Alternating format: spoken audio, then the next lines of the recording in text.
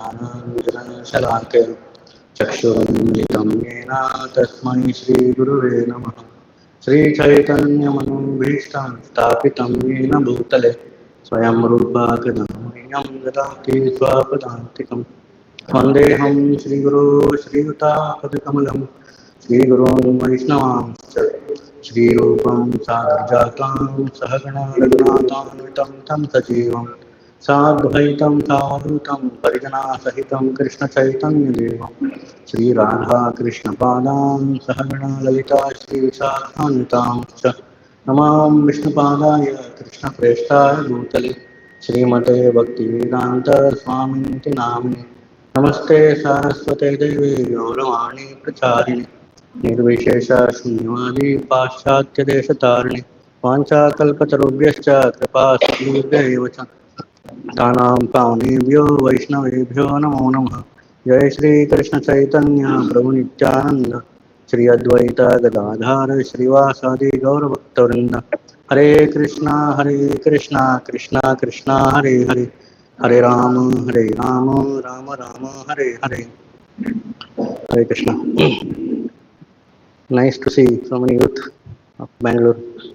All of you are studying or working? Some are studying, some are working. Nice.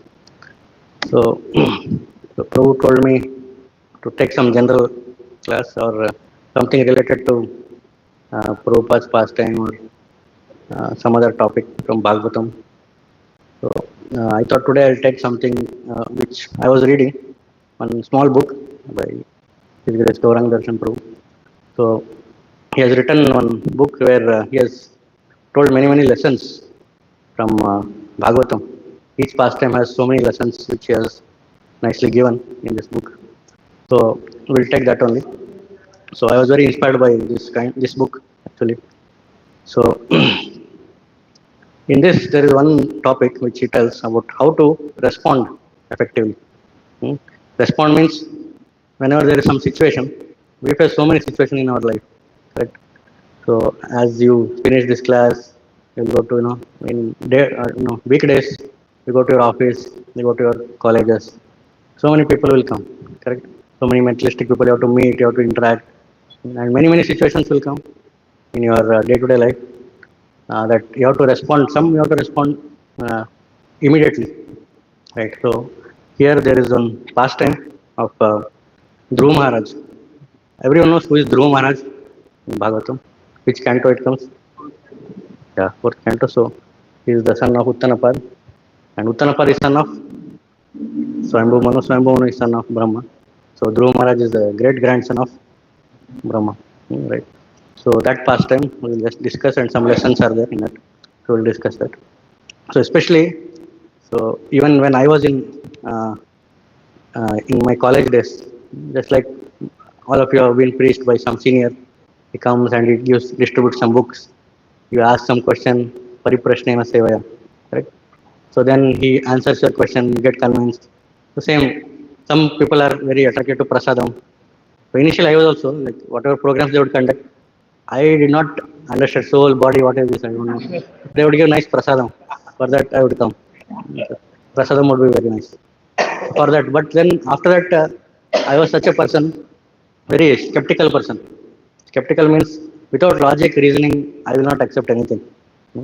So if you convince my mind, if you give me some proper logic, scientific something, then only I am okay, fulfilled.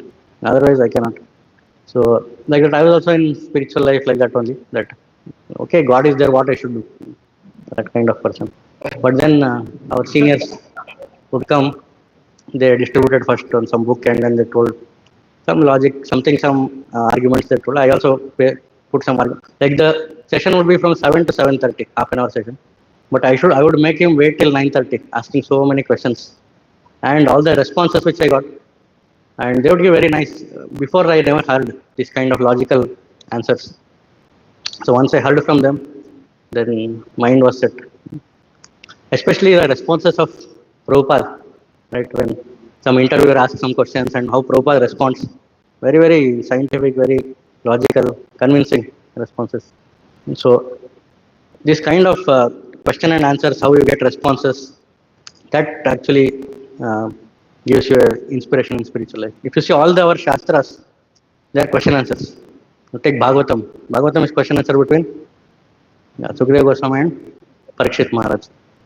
And Bhagavad Gita is question answer between Arjuna and Krishna. And if you take any Puranas, you take Shiv Puran, the question answer between Parvati and Shiva. Everything is a question answer format. Garuda Purana is question between Garuda and Lord Vishnu. So everything is based on the question answers and the responses. So all our Shastras are based on that. Right. And one question especially, which I was very impressed, Prabhupada's question answer. One interviewer comes and asks Prabhupada, so Prabhupada, that you are doing all, every day Hare Krishna, making so many disciples, introducing so many farm communities, that, this, everything. But what at the end of your life, you come to know that Krishna doesn't exist only. What will you do? Very nice question. We also have question whether Krishna exists or not. Should I surrender my life or not? So much time and energy I'm investing. If Krishna is only not there, then after death we come to know Krishna is not existing. What will happen? We don't have that much faith on Krishna that we have seen Krishna personally dancing and all those things. So we have not seen that kind of big things. So we are always also in that zone, whether he exists or not, that kind of thing. So and Prabhupada answers very nicely. He tells that, okay, even if Krishna doesn't exist, then see our life. It's very nice life, very positive life. We have very good friends. We have nice deities. We have nice dancing. Just now we danced. Very nice life, and we what prasadam we eat. Very sattvic. We don't get disease because of sattvic prasad. And the lifestyle, we get up in the morning, we keep our body healthy, and our positive thoughts are there. All our mind, body, everything is healthy. He told that interviewer that you are doing all nonsense things. You are going to bars and enjoying with your all sinful things you are doing. What at the end of your life, you come to know that Krishna is existing. What will you do? Right. So this was a very nice response from Prabhupada that okay, if Krishna doesn't exist, but our life has gone very positive, way better than what the materialistic are living. But then if Krishna exists, then for us it's a jackpot. For example,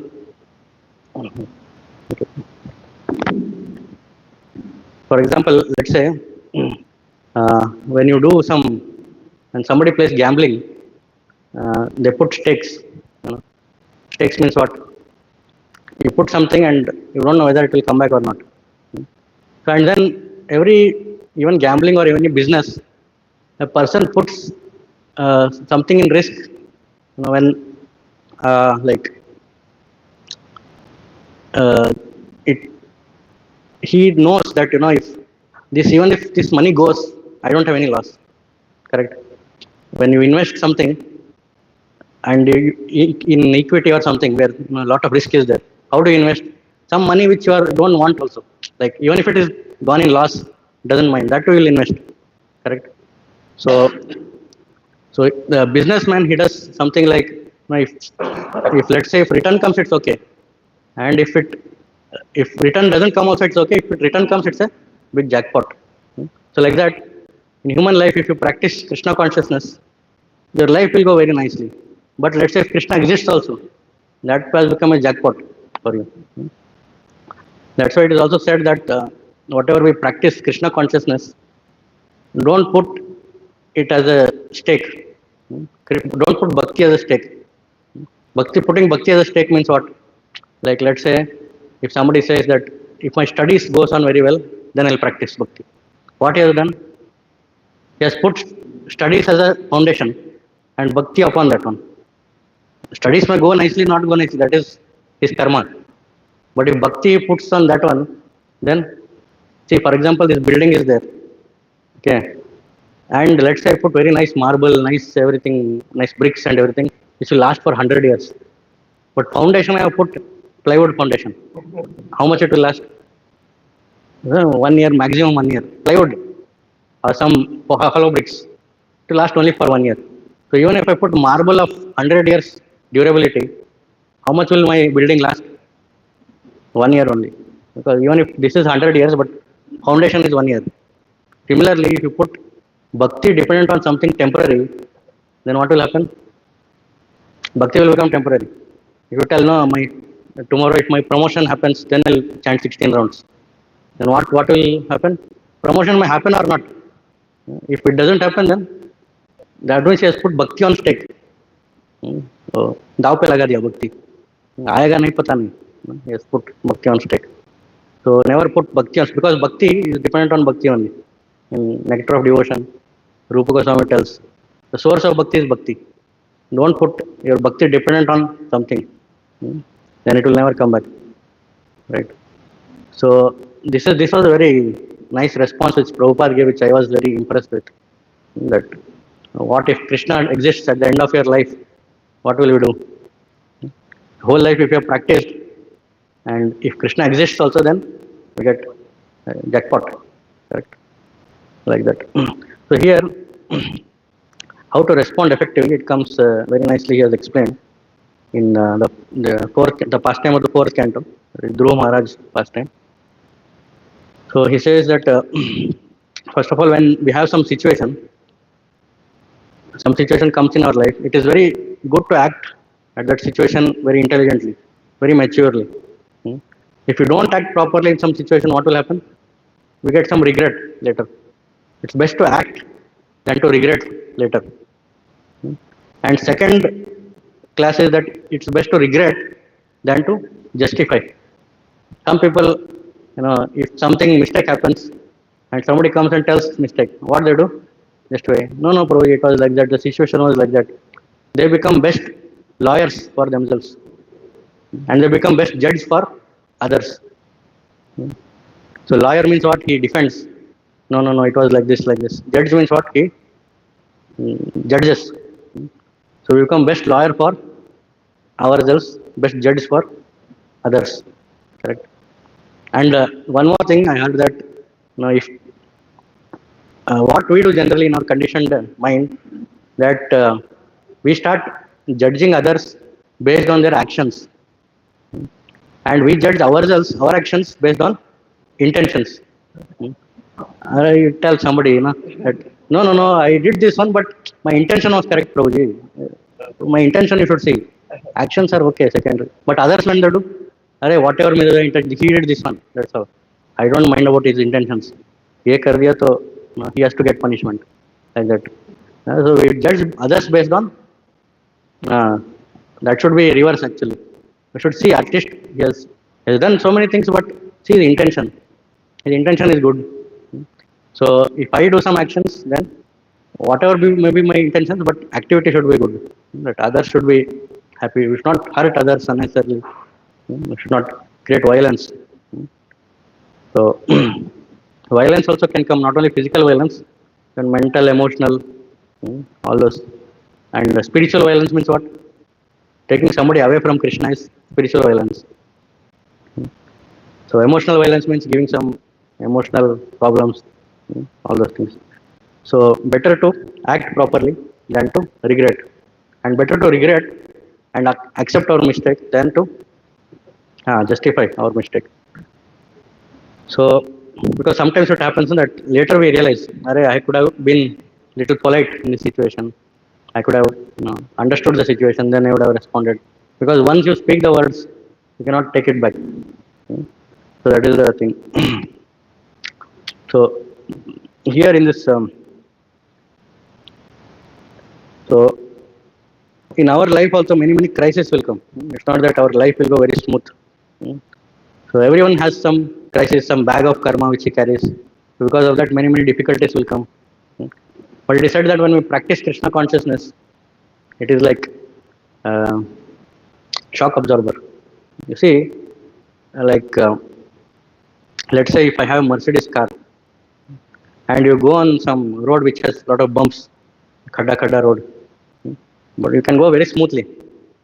Why? Because shock absorber is there. But let's say you take this haath gadi, what is that? No suspension. What is that? They put vegetables and go. So you take that thela. What will happen? taka taka taka taka taka taka, he'll do like this. Why? Because suspension is not there. Similarly, every one of us will get same kind of difficulty. It's not that because we are practicing Krishna consciousness, life will go very smooth. We may get more difficulties. You see, it's opposite. Krishna likes to see, put difficulties and see what he'll do. Krishna is observing like that. So he puts difficulties, especially in, it's there in Bhagavatam also, many verses, that Krishna likes to put devotees in difficulty and see how they respond. Whether they surrender to me or they surrender to, and he puts that kind of difficulties which were very much attached. Let's say somebody is very attached to his studies, then he'll put he gets fail.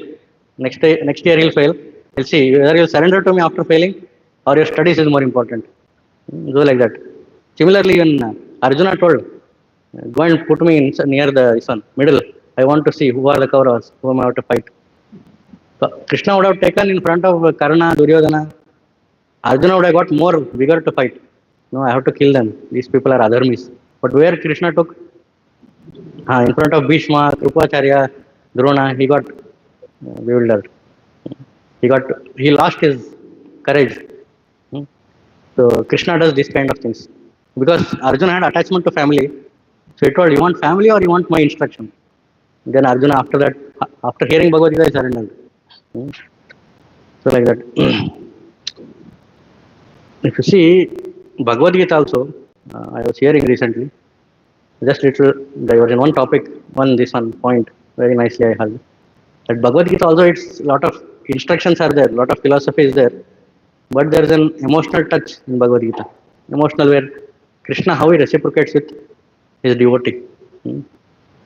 So see, Arjuna came, Arjuna was, very disappointed, distressed, or I say depressed with seeing all the family members, his father, his uncle, everyone were there. He didn't want to kill.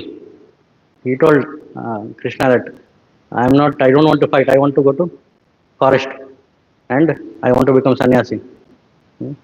See, Krishna would have told that, okay, if you don't want to fight, you go. I'll call somebody else. Bhima is there. Hanuman is there above the flag. I'll call them. You go. No problem. But Krishna, no, he didn't tell. He asked why you are not wanting to fight. Let me give solution. After that, he told, whatever you want to do, you do now. Sometimes when you give some services to some devotee, he tells, अरे प्रभु जी हमारा मन नहीं लग रहा है service में. I'm not feeling like doing service. What the manager does, अच्छा आपको सर्विस नहीं करना है, go, I'll call somebody else. But then Krishna didn't do that. Krishna asked, why you don't want to do service? That is the effective leader. Leader means what? Find solution to that person, that devotee. If you retain that devotee, he will do 100 times more services. But if you think that only service is important, throw away that devotee, bring somebody else, that will not work. Then service will be done, but you will lose the devotee. So you see how Krishna is seeing, from the devotee perspective, the devotee care perspective. So yeah, devotee care. So that's what is, like that we get so many crises. Like Arjuna got crisis, we also get so many crises in this world. Same crisis, and we get more crisis than outside people also. So how we are absorbed in Krishna consciousness, that much suspension we have in our life. Once our Guru Maharaj, his name is Radhanath Maharaj, somebody asked him that, can you summarize the whole Krishna consciousness in just one word? What was the word? He told, absorption. Absorption. How much you are absorbed in Krishna consciousness, that much you will advance. That much you can, make a shield that Maya cannot enter. So absorption is very important. Many times we do all our sadhana, morning we get up, do Mangalarti, do Japa, everything becomes mechanical, no absorption. The more we absorb, the more deeper we go in spiritual life, the more we relish and we get realizations. So in ocean also, if you swim just on the surface, floating, what will get? Just dead bodies, dead leaves, all kachra will get above. But if you want pearls, you want diamonds, Where should you go? You go very deep. The more deeper you go in bhakti, in Shravanam, Kirtanam, all these things, the more you can get gems, pearls. So, so all this crisis when we get, why Krishna puts crisis? So that why, for example, why a teacher she gives test or she gives exams? Why? To make you realize that तुम अच्छा नहीं study कर रहे हो. That is secondary, but main thing is so that you go to the next class. The first standard person, first standard student, he writes the exam so that he can go to second standard. If he doesn't write properly, he'll remain there only. So Krishna gives test according to our level of our spiritual realizations. See, we don't get tests like, or Prabhupada got a higher test. His Guru Maharaj ordered him, go to Western world and start preaching. Because that time it was 1922. There was no flight ticket, a book on Go Ibibo and all those things. He was just seeing how to go. And he was Grihastha. He was not sannyasi that he can go anywhere. Suddenly, let's say tomorrow your boss will tell, go to some Assam. We will be worried. Of course, I don't know if you have family or not. If wife and children are there, it's very difficult to shift from one place to another. So that time he was a grihastha, and then he was thinking how to carry upon this order. So a very big test Krishna gave. But for us, we are not so this one, like an acharya. So he gives, according to our level, we get the test. And when we get those crises, and we are giving proper response based on Krishna consciousness, crisis turns into opportunity. It's an opportunity to advance to the next level. If there is no crisis, even if you see any devotee, any Bhagavatam, any scripture you take, there is no devotee that his life went very smoothly and then he went back to Godhead. Any example? That his life was no crisis, only smooth it went. He was every day chanting, he was every day dancing, and he went back to Godhead. No. Everyone also has so many difficulties. You can read. So many, you see any Pandavas or Kunti Maharani, Bhishma Dev, every person, every devotee had so many difficulties to face. And then when they took the difficulties as an opportunity, then they were successful. And Krishna gave mercy to them. So, Jai Shri Shri Jagannath Baldev Subhadra Mani ki Jai. So, to turn crisis into an opportunity, we have to respond very effectively. And then, first we will discuss in this pastime what happens. The pastime starts with Uttanapad. He was sitting on a throne, and his son Uttama was sitting. Uttama is son of, actually Uttanapad had two husbands, two wives. One was named Suruchi, one was named Suniti.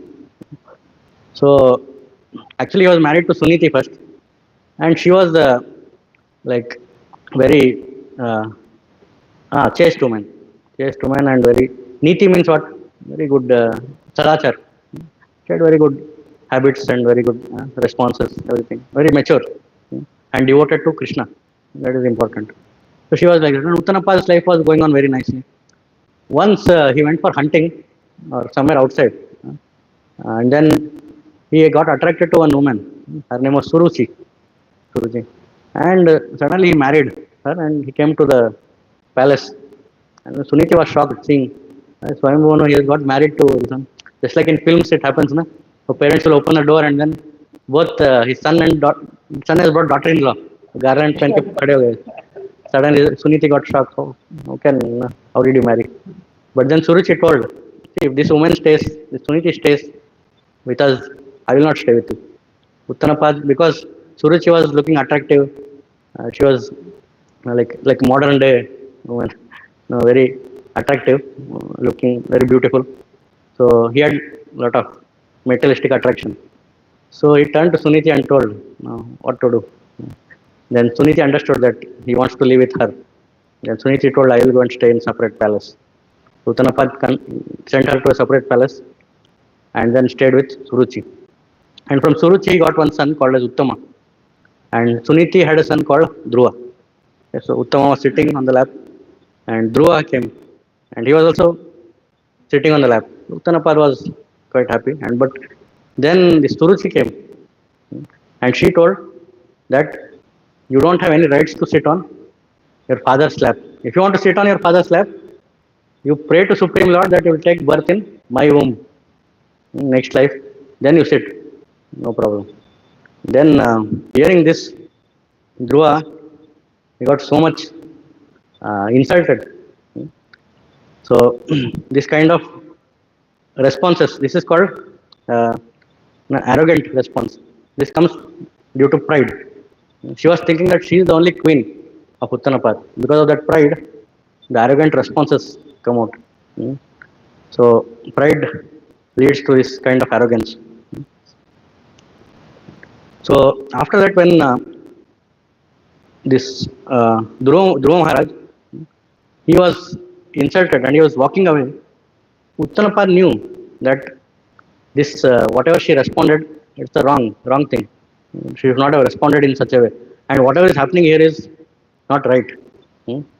But he didn't speak anything. Why? Attachment. Yes. So basically, he had a weakness of the heart, undue attachments to the wife. Because of that, he had weakness of the heart.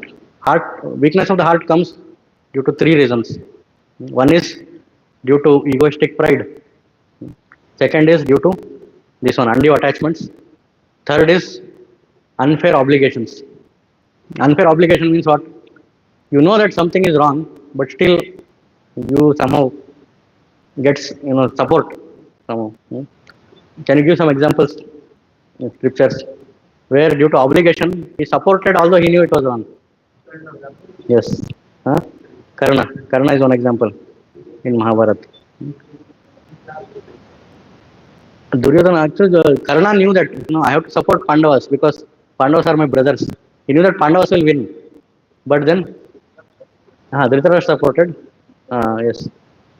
So Karna, but he told that मैंने दुर्योधन का नमक खाया, कैसे मैं इसको ये करूं? In Mahabharata, Karna was there. In Ramayana, Kumbhakarna was there. Same thing, Kumbhakarna. When Ravana kidnapped Sita and he brought to Lanka, Kumbhakarna was sleeping actually. When the time of war came, they woke up Kumbhakarna. Then he opened his eyes and he heard the whole story that how my brother has brought this one. And he knew it was not moral thing. But problem is, then he explained Ravana also. Ravana, you give back Sita now also, and don't get caught with this fight and all this. You will lose Lanka. He told, no, I will not give. Although Kumbhakarna knew that Ravana is doing wrong things, still he supported. Why? Because his brother, obligation.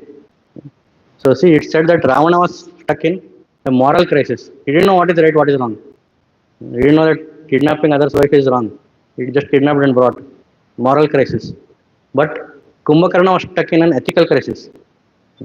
He knew what is correct, what is wrong.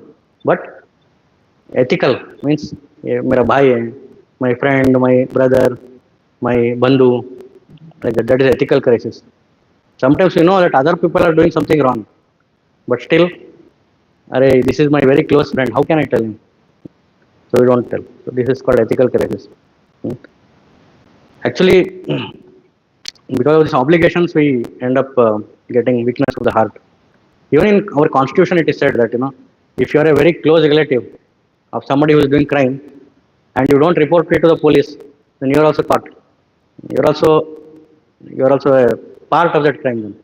Then, like for example, if husband or wife or let's say some brother, somebody is doing child abuse, and you know that he is doing child abuse, but you don't complain. What will happen? They'll put case on you also. If it is there in constitution, it is there in Bhagavatam also. Similar. So if you support somebody who is wrong, then you are also a part of that wrongdoing. So because of this attachment, the Uttanapad was also feeling that this is wrong, but because of attachment, he didn't support the wrong. He supported the wrong things. So, like if one is not sensitive, like just like Suruchi responded very arrogantly. If one is not sensitive, sometimes we, in immature stage, we respond something very arrogantly, but that person will remember it whole life. We may forget, but that person after 10 years, 15 years you meet, still that impression is there in the mind. It is like one pot is there, earthen pot. Earthen pot, if you put some crack, you break it, and but there are many ways to join it also. Put some Fevicol, put M-seal, something, you join it, but still that crack is visible there. Next time when you little bit tap it, cracks will start from there only. So like that, our relationships are like this earthen pot. Once we break it, then cracks will remain there only. And next time when some argument comes, अरे तुमने 10 साल पहले ऐसा किया था, 10 years back you did this one. Same thing will start. The cracks, damage will start from that crack only. So it's better to learn how to respond effectively than to simply break our relationship and then suffer later in our relationship. So now Dhruva Maharaj, he went to his mother. Suniti was staying in another palace. So he went there and he was very angry, and then he was thinking that I should teach this Suruchivan some lesson. I should become so great that she will surrender to me. That I should get a kingdom more greater than my great grandfather. Who is that? Brahma. Brahma's whole universe is under Brahma only. But what more he can get? But Lord fulfilled that wish also. Right? So when he went to his mother, with so much of anger, his teeth were like this. When we get angry, we cab out. What do you tell this? Rubbing our teeth. And then he went with lot of passion to his mother. And his mother, because she was a very nice devotee, she immediately understood that something wrong has happened, and she understood that Suruchi has told something to him. And look at her maturity, what she is telling. So, see, whenever somebody comes to us and tells some complaint about third person, what we do generally, because we also don't like that third person, we tell more complaints. So if somebody tells 1x complaint, we tell 2x complaints.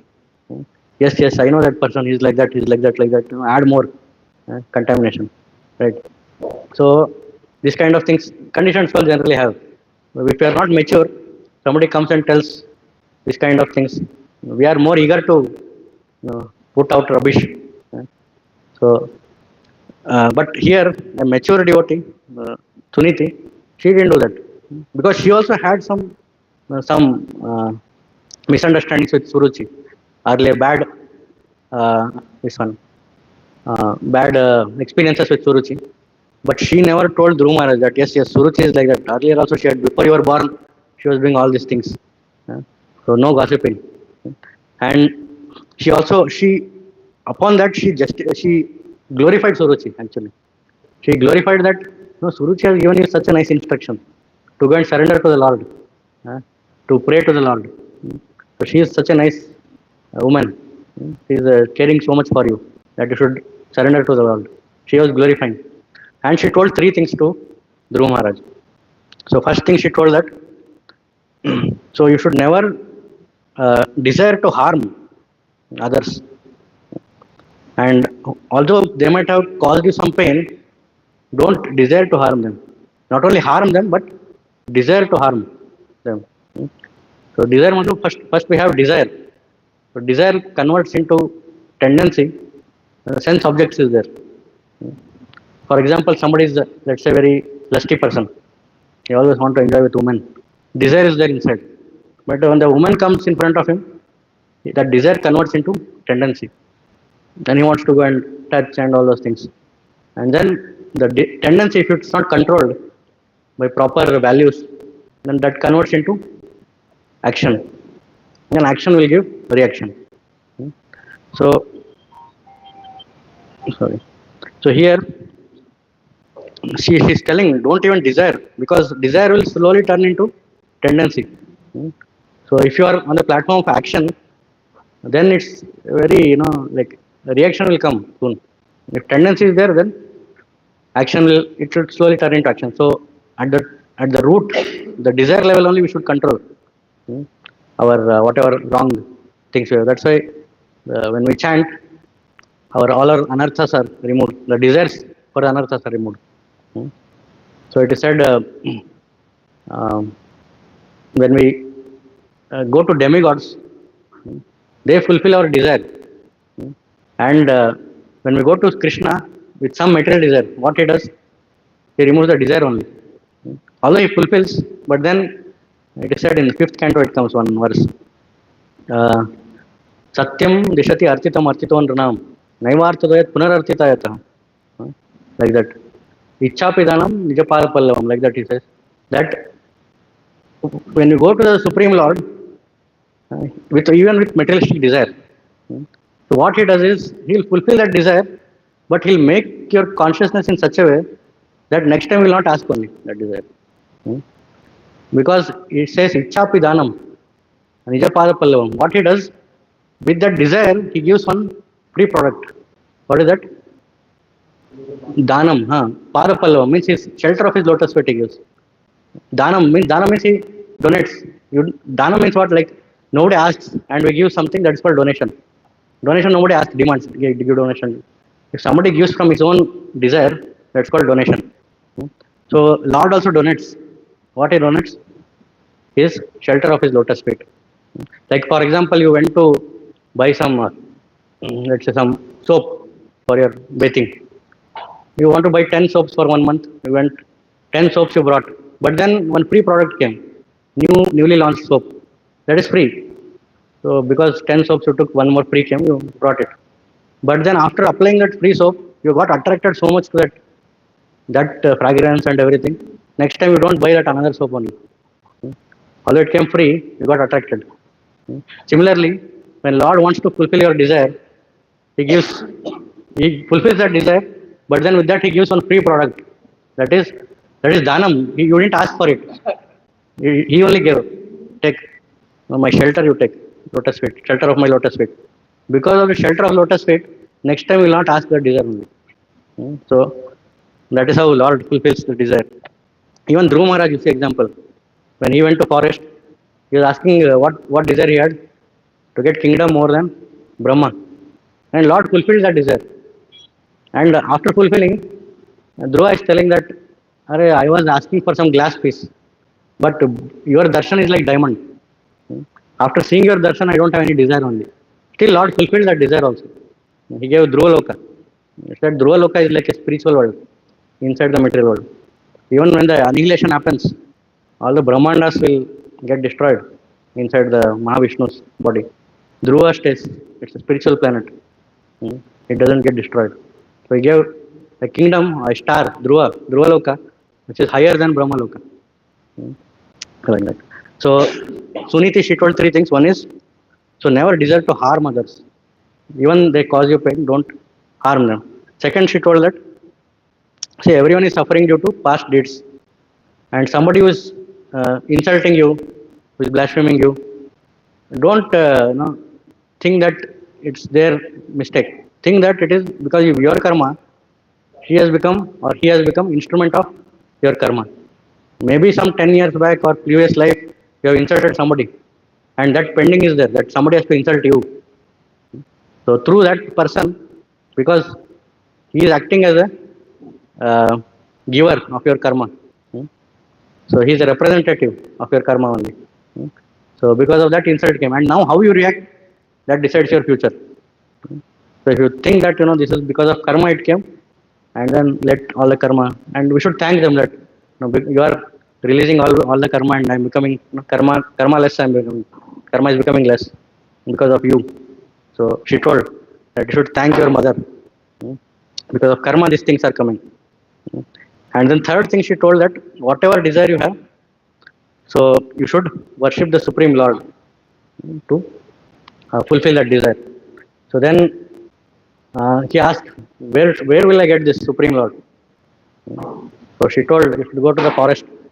So in forest, if you worship, definitely you will see the Supreme Lord Vishnu. Then you can ask whatever desire you have.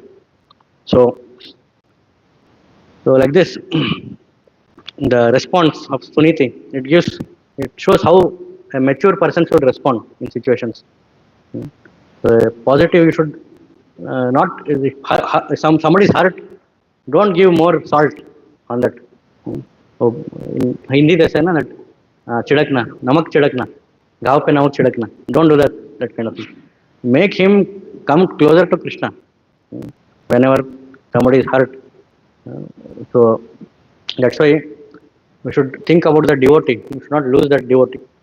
And yeah, so the situations generally they are not in our control. Situations will happen, but the response is in our control. How we respond. Okay, so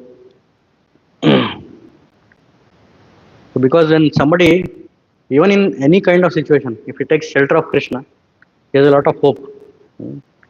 So Krishna says, "Na, what is that? I preserve what you have. Yogakshema Mahamyam." So Krishna gives a lot of hope. Even Bhagavad Gita, Bhagavatam, so many pastimes. Even in hopeless situations, somebody surrendered to Krishna, and he was given shelter. So like that. And then next is when Dhruv Maharaj, okay, now he decided that I want to get a kingdom bigger than Brahma, and he was proceeding towards the forest. So much of determination. And then his guru came, Narada Muni. Narada Muni is very, extensive preacher. He goes to every nook and corner and always finding opportunity to preach wherever he goes. So he found this boy, very determined boy.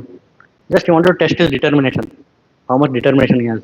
Whether if I tell something, he will go away, or whether he'll stay.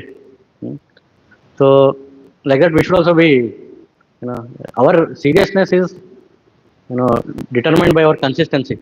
Some people come, everything is nice, nice lighting, nice, new, everything new Mahamantra, new Jagannath. Some people have not seen Jagannath before. They come and say, "Arey Jagannath, kaun hai ye?"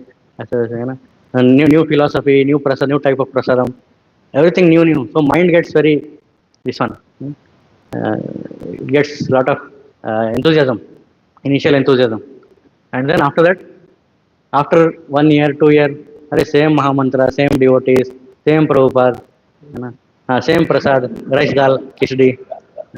First, initially we give feast, later rice dal, khichdi. He has to cook feast. So that happens. So then what happens? Then mind becomes very, everything is same. Then mind doesn't get any enthusiasm. If you are on level of mind, then we cannot continue. So from mind, we have to come to the platform of our soul. We have to give nourishment to the soul. Then only we can. That's why Krishna tests determination. How determined we are. That consistency is very important. Daily and yearly, decade after decade, if somebody does, then he has a lot of enthusiasm to go back to Godhead. Sometimes you see, some people, let's say some business person, he has manufactured new, let's say soap. He wants to sell in the market. What does he do first? Marketing he will do, but he'll put one stall somewhere. He'll sell free samples.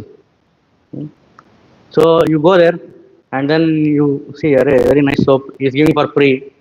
You take that free sample, and you come, and then you use that soap. Very nice, fragrant, and very nice order. Everything is coming. Very durable soap. Then you liked it. Next time you go to the stall and ask, "Arey, you had given free sample. Again you give me." What you will tell? No, this time no free. This time you have to pay a price. Same thing. When we come initially to Krishna consciousness, Krishna gives that initial kick. You see, everything is nice, everyone dancing, singing. And later, you have to pay the price. What price? Your faith. How much faith, determination you have. How much you have developed relationship with devotees. That is the price you have to pay. And these devotees are like, for Krishna, these devotees are like diamonds. So will you throw the diamond anywhere on the street? No. Devotees are diamonds for Krishna. And he gives, let's say if somebody is coming to Krishna consciousness, and Krishna what he does, He puts just one devotee with him. I'm putting this one devotee with you. Let's see how you interact, how you build relationship. He's seeing it. And if you start fighting there, only quarreling, then you failed. Then if you pass, you develop nice relationship, you everything happened, you serve him very nicely. Then he'll give two, three more devotees. Take this association. You are staying in some base or some temple where you have a group of devotees with you in a teamwork. Then he's observing how you develop relationship. So he's observing from there. He's observing all of you, how you are sitting here and coordinating, having nice relationship. If you do that, you are past that level. Go to the next level. Then he'll make you some responsible position he'll give, and many devotees are under you. You have to guide them. And if you pass that also and guide the devotees nicely, make them happy. Because devotees are like diamond. You have to make them happy. Then Krishna will be happy. If you make devotees happy, then go to the next level. Then somebody may become guru, and take some responsible position. So like that. So for Krishna, devotees are like very important. So how we treat devotees, that's how we treat Krishna. So yeah, so there is one time is very less. Okay. So so Narada Muni met him and he was testing. So Krishna puts you every one of us in a testing phase like this. So Narada Muni was telling him that you are a very small boy. Why do you want to go to forest? So many snakes and tigers, everything will be there. Go to your home. You are simply in a small childish way. You have got this desire. You are very childish. You should become little more mature. Go to your home and stay there. But Dhruva Maharaj told, no, I have to go to the forest and find Lord Vishnu somehow. So then Narada Muni understood this. This person has a lot of determination. Whatever you say, he is not going back. So then he told, this is the way to find Lord Vishnu.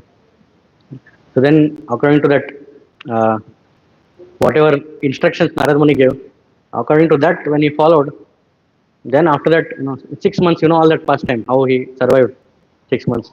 First month, what he was doing? Eating some roots and dried leaves and all those things. Then after that, second, third, fourth month, he was drinking little water. Then he started breathing air once in few days. And then after that, he stopped breathing also. And then once in few days, you little bit inhale and then all those things. So 6 months, he did a lot of tapasya. And on the order of his guru, Narada Muni. Sometimes we also do tapasya, but it is not in line with our guru parampara. That is not called divya tapasya. Tapo divyam, it is not called. Tapo divya, it happens only when we follow the order of our guru and parampara. Otherwise, it's not called tapo divyam. So that's why when we chant, it's bhajana kriya. Before bhajana kriya, what comes? Sadhu sangha comes. If you don't do proper sadhu sangha, don't take instruction from devotees or guru, you cannot do proper bhajana kriya also. Bhajana kriya will not lead to anartha nivritti if you don't do proper according to the sadhu sangha. If you do bhajana kriya according to sadhu sangha, then it will lead to anartha nivritti. So when we follow the instructions and then we do sadhana based on those instructions, then only we can advance in our spiritual life. So just like Dhruva Maharaj, he followed the instruction of Narada Muni. After following the instructions only, the Lord came after 6 months. 6 months, one semester full he was doing. The subject name was sadhana bhakti. Or he was doing a lot of austerities. So see, everyone does austerities. Somebody is going from Delhi to here to some other place in Bangalore, going to office, coming back, going to office, coming back. It's an austerity because it's more austerity in Bangalore with traffic and pollution and all those things. But that is not called divine austerity.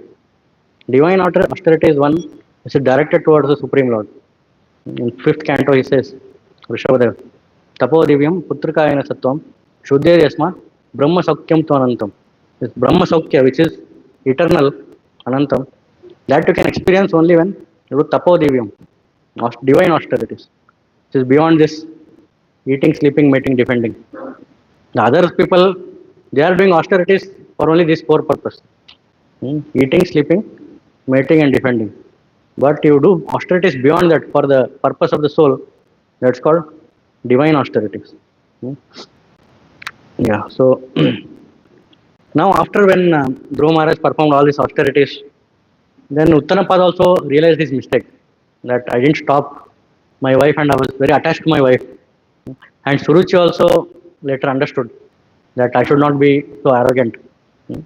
So then, after 6 months, when he was returning back from the forest, that time all these people, Suruchi, Suniti, Uttama, Uttanapad, everyone went to greet him that he has achieved the Supreme Lord and is coming back. So that time you see Suniti, although she had so many things, she had, because of her, Dhruv Maharaj had gone to forest, separated from her, from him. She felt separation from her own son. Still, what she did while she was going, she, Suruchi and Suniti went in the same palanquin. Suniti allowed, her, wife, I mean, other wife of Uttanapad, to sit with her. Hmm. Although she had done so many things, wrong things. So Suniti and Suruchi went together, and then Uttam also went, and Uttanapad also had repented. So he had an honest repentance. Even Suruchi also was repenting that time. So see, some responses are irreversible. Some are rectifiable. There are rectifiable mistakes. There are irreversible mistakes. So rectifiable mistake means what? You have done something, but it is under your control, the situation. For example, if somebody is writing some exam, maths exam, and then let us say he wrote and then he submitted the paper, and then outside he went and he found that that formula I did wrong. I wrote the formula wrong. Because of that whole, the answer became wrong. Can he do what kind of mistake it is? Irreversible mistake. Now he has submitted the paper. But while writing only at the last part he remembers, the formula was wrong. Then what? It's called rectifiable mistake. Some, if situation is under your control, if response is under your control, at that time you can do rectifiable. You can rectify it. But if you cannot rectify, then it becomes irreversible. Then you have to just repent after that. So now here for the Uttanapad, it was a irreversible mistake, right? Okay. So it was an irreversible mistake. So generally chit comes when time is up, but here is telling can go up to 9:30. Fine for everyone? Okay. Nice. So yeah, sometimes we cannot always undo things, but some errors are there which are irreversible. So what we can do is just repent. So the time which is wasted, that will never come back. The word spoken will never come back. That's why whenever we have some time, we should know how to utilize properly. So Rupa Goswami tells in Nectar of Devotion, the platform of Bhava Bhakti, or even platform of Uttama Bhakti, he says that the quality is that avyartha kalatvam, means a devotee doesn't waste his time. Every second is important. At the deathbed, somebody may say to doctor, that doctor, please give me 1 minute. I will pay whatever wealth is there. I have 100 crore rupees. I will pay, just increase 1 minute. Nobody will increase. He'll tell, even if you give 1,000 crore or whole universe, I cannot increase 1 minute also. So that's why time, whatever you have, it will not come back. Once you spend, it is spent. So that's why you should be very careful where to invest our time and where to invest our words. So whatever you speak, that also cannot be taken back. So that's why we should learn to act very appropriately.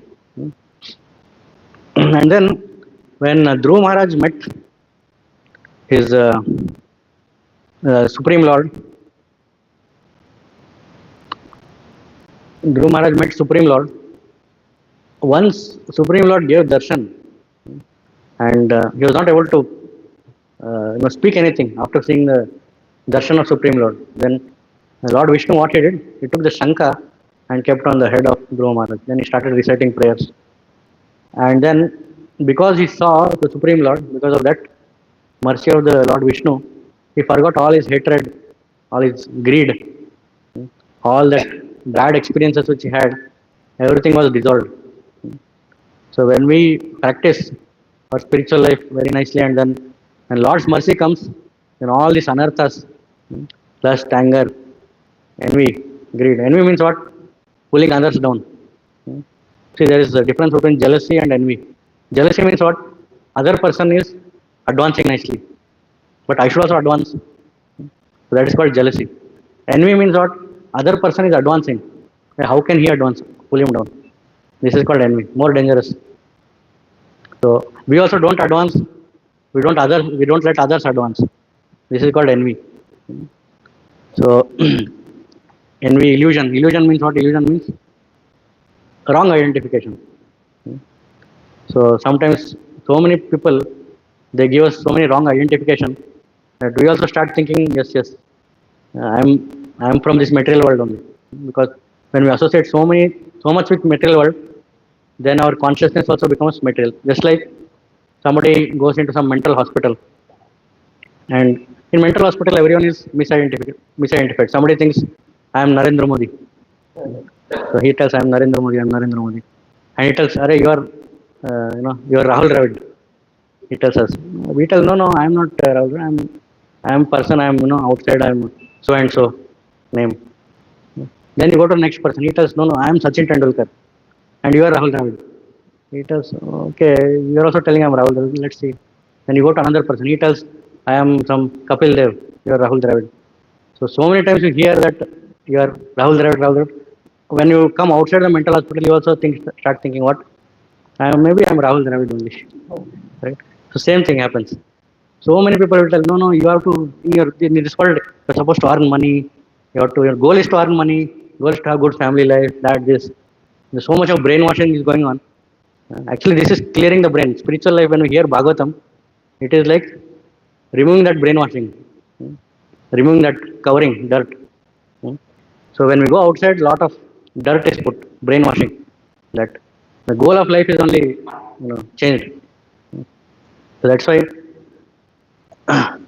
there is no choice. We have to go outside, and we have to stay with them, sit with them, chat with them. But the goal, we should know what is the goal. So yesterday I was hearing one lecture from Bhakti Rasamrit Maharaj, just telling one pastime which Prabhupada would tell, not pastime, one story. All of you might have heard one story of one crocodile. One crocodile had his wife. So the wife, that crocodile ini, whatever it's called, a female crocodile. So she was telling that I want to eat this monkey's heart. It is very tasty. So this he was very henpecked husband, crocodile. So he thought, okay, monkey's heart you want, I will bring it. So he went searching for monkey. So one monkey was sitting on the banks, on the tree. He told that monkey that, see, I'll take you, you're simply sitting there. So big lake is there. You have not seen every part of the lake. I will take you on a ride, very nice boat ride. Sit on my back. I'll take you and I'll show you every part of the lake and I'll drop you here. So monkey thought a very nice, very nice proposal. So then he jumped on the back of crocodile. Then he was going, and when they reached the middle, what crocodile said? Said that actually my purpose was not for you to go around. My purpose was that my wife likes your heart. She wants to eat your heart. So I'll take you to her and she'll enjoy. Then monkey, you see the response. He's giving very mature response. He's not very panicking and doing all those things. What he did? He thought, oh, you wanted a heart. Actually, before only you should have told. I left my heart in the tree only. On the tree I left my heart and came. Before only if you have told, I would have brought my heart. Let's go and bring that heart. The crocodile was little foolish fellow. He thought, okay, heart is there. Then my wife will also shout if I bring this kind of monkey. Then okay, he told. Then he brought back the monkey to the tree. Please take your heart and bring. Then what monkey did? Suddenly jumped on the tree and then went. He told, you are such a fool that you brought me back. And now I will never come. So similarly, when we go outside in the material world, there are so many crocodiles. What are the crocodiles? So all our materialistic friends are there. There is no choice. We have to sit with them only. In the office, so many colleagues are there. They keep talking about Dhanam, Janam, Sundarim, this only. No other topic. No spiritual topics. How to get more Dhanam, how to increase our property, how to get more followers on Instagram, Facebook. These kind of things they'll talk. Hmm. So all the crocodiles are there, and you are like a monkey going there. But then, where is your heart? Heart should be with Jagannath. Yes, heart should be kept here in a temple with the devotees. Don't take your heart there and sell your heart. Hmm. So selling heart means what? Hearing from them and how to lead our life, imbibing their principles, living their that standard of life. That's called giving up our heart. Or we can be there, but don't associate. Hmm. Association should be here. That is just interaction. Association means what? Absorbing. To absorb in a temple with devotees. So heart should be kept here. That's what we learn from this story. How that monkey kept the heart like that. so, so I was telling, when Dhruv Maharaj, when he saw the Lord, all his anarthas was lost. Even envy, illusion, everything was thrown away. Once he came back, and at the entrance, who was standing? All Suruchi was standing. First, he paid obeisances to Suniti, his mother. Actually, mother was the first guru because she only directed him to go to the forest and find Supreme Lord. And Suruchi also bowed down. See, Suruchi, she was the one who insulted, but then he bowed down to her also. No envy, no hatred. And he hugged his brother Uttama, and he paid obeisances to Uttanapad also. So, like that, when we worship the Supreme Lord, all these things are dissolved. Yeah, so see, you just one positive response of Suniti, it led to this whole very nice ending of this pastime. Correct? One positive response. Imagine you give one positive, mature response, it will benefit you also, it will benefit so many other people around you. But if somebody gives a negative response, that created hatred, weakness of the heart, and so many other things. Just one person, mature response, and it created so nice pastime, and everyone were very happy at the end. And one thing is that sometimes we have to respond immediately. Some situations, spur of the moment, they tell. So some situations come, and then in a spur of a moment we have to respond, and that response it affects so many people. Correct? So to how to respond that in an immediate fraction of a second, that comes by our whatever maturity we have got previously. The maturity comes by good association. First of all, if you have good association, and we keep hearing how our acharyas responded to certain situations, or how great devotees responded to some situation. So that's why many devotees in the Bhagavatam, they are called Mahajanas. There are 12 Mahajanas. Mahajanas means what? They have lived Bhagavatam. First thing is to just read Bhagavatam. Reading means just story. Next thing is to study Bhagavatam. Studying means understanding Bhagavatam and seeing how I can apply this in my life. Studying. Next level is to live Bhagavatam. Live according to principles of Bhagavatam. So these Mahajanas are the people who lived Bhagavatam. And when we follow them, how they responded, then we can also get that intelligence. Even in a fraction of a second, we can respond with good responses, mature responses. So maturity comes by good association and scriptural study. Scriptural study, the intelligence becomes strong by scriptural study. It is said that so we can purify our senses by doing seva, and then we can purify our mind by chanting. We can purify our intelligence by shastric study. We can purify our ego by association of devotees. So all these aspects of bhakti, they're very important. Everything comes under sadhana bhakti. So scriptural study is very important uh, to improve our intelligence, give intelligence a strong deciding power. So because intelligence is the one which decides at this situation what I should do, whether I should select this or select this. Intelligence is like a CPU in our computer, decision making. Hmm. So that's why scriptural study is important. Third one is sincere practice. Not only study, but you practice that. Just like in our colleges, we have theory. By theory, just doing theory will not get so much of conviction. But when you see yourself, you mix two chemicals and see changing color, you'll get a lot of conviction. So when we practice ourselves, then uh, we can get that maturity to respond in a fraction of a moment. Hmm. So, so I can give some examples. Like, let's hear from you. Some examples where somebody responded in a fraction of second or spur of the moment, and very mature response because of which everyone were benefited. So many people were benefited. Huh? Katwang Maharaj, yeah, immediately he told that the war was going on. Somebody told him that you have only one moment to live. He went to the another planetary system where he could get a lot of time for practicing spiritual life. Yeah, then a fraction of second means we remember Katwang Maharaj only. Yeah, yeah, Vidura. He was insulted by Duryodhana. He could have insulted back, but he told no, this is an opportunity for me to go and associate with Maitreya Muni and other sages. Took it as an crisis into opportunity. Happens when you maturely deal with situations.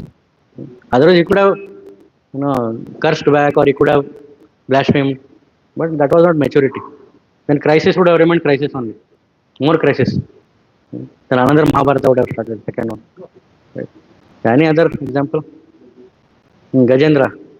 Gajendra, after realizing that nobody could help, that time he did.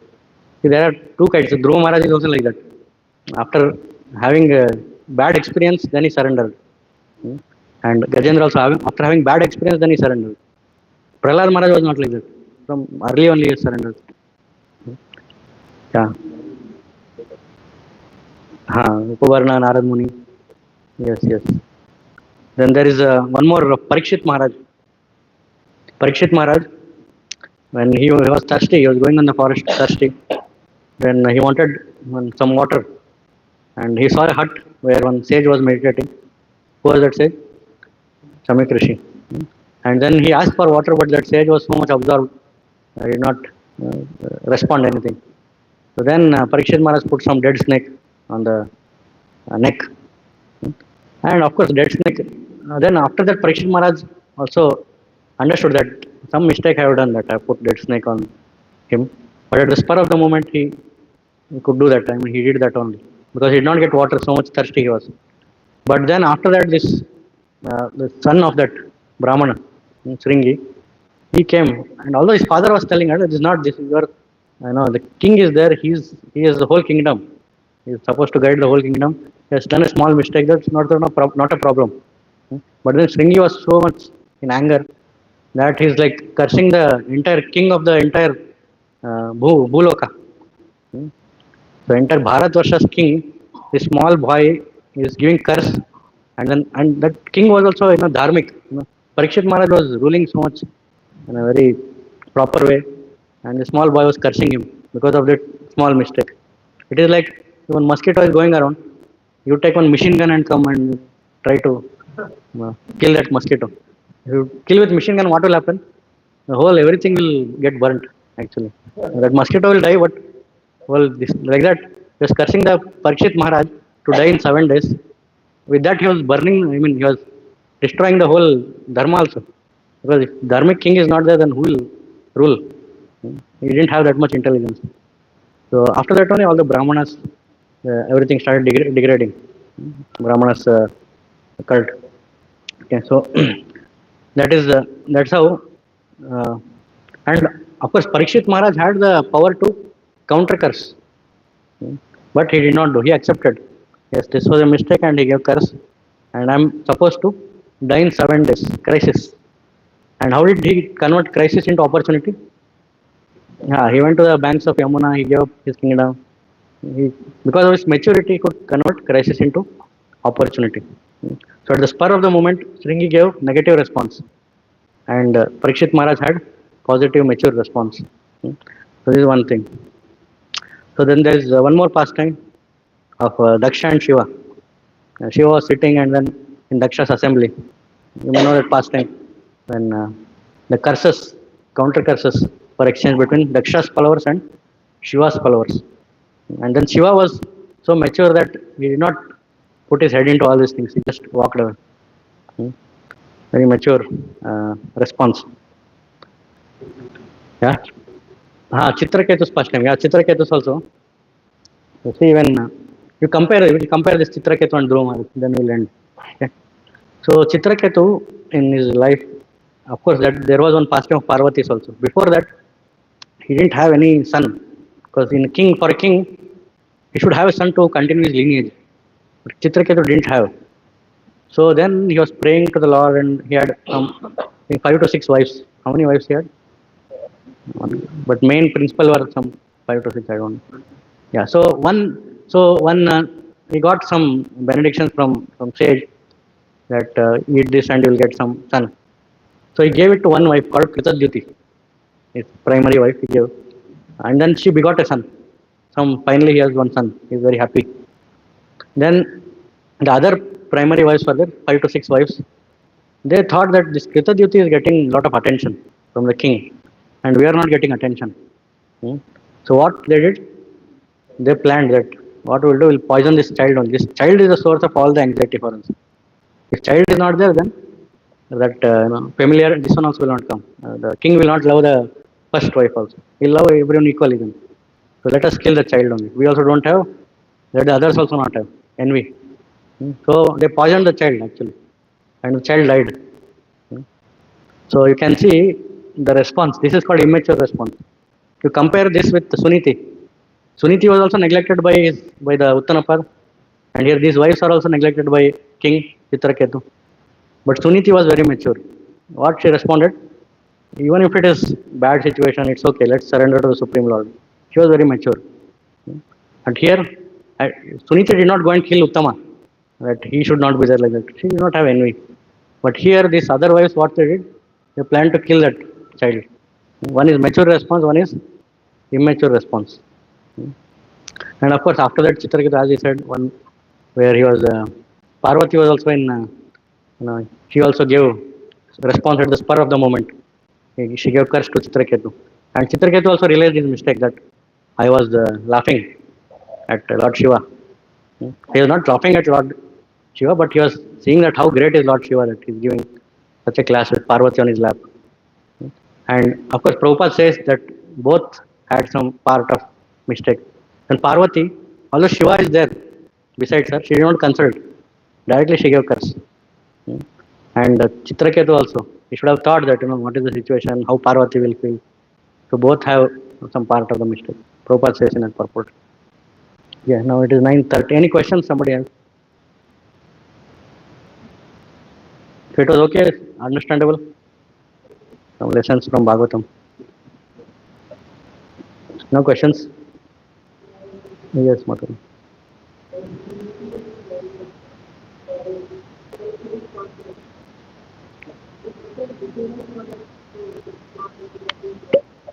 Yes.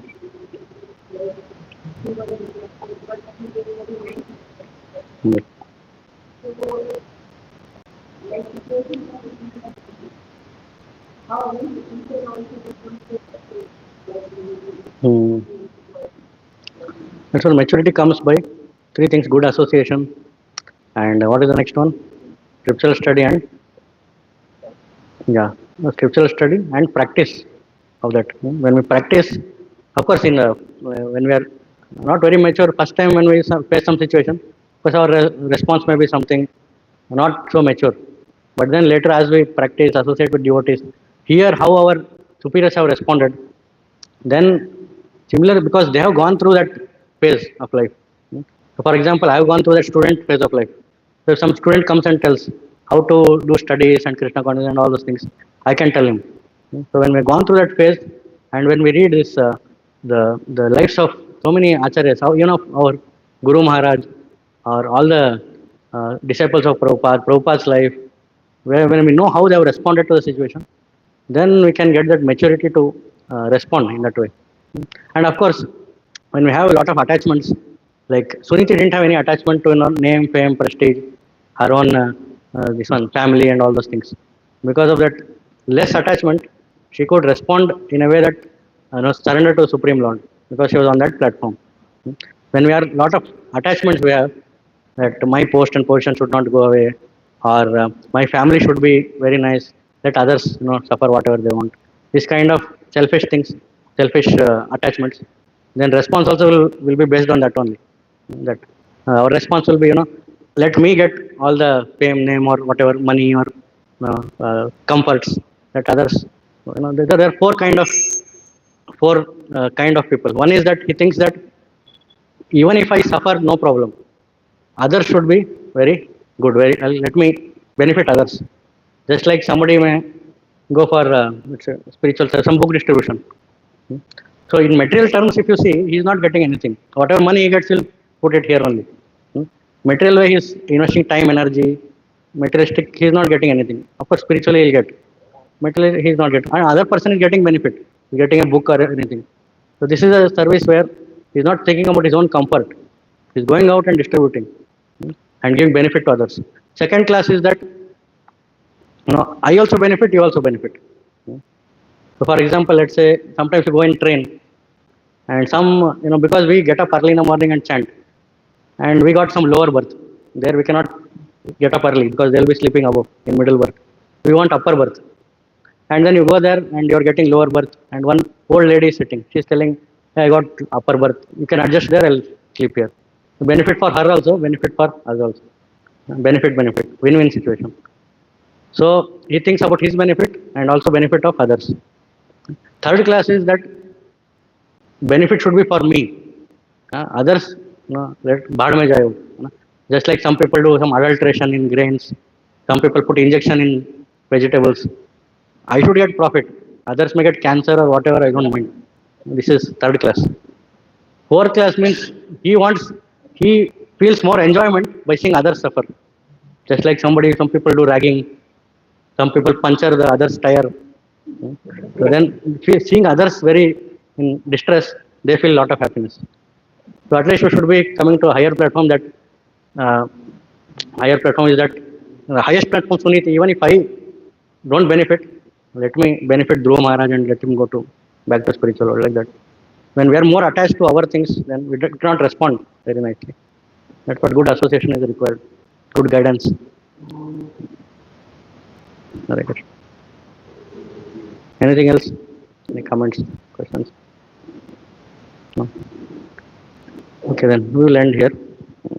ग्रंथराज Shrimad Bhagavatam की, श्रील प्रभुपाद की.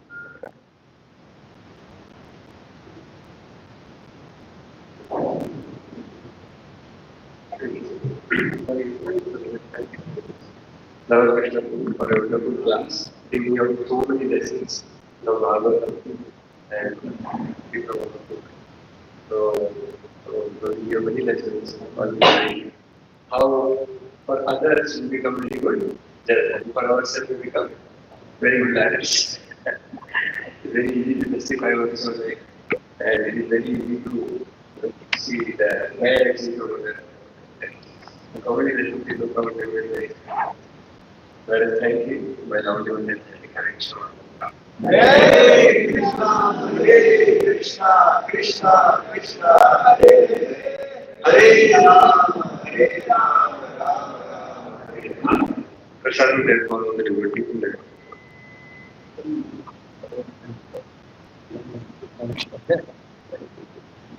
YouTube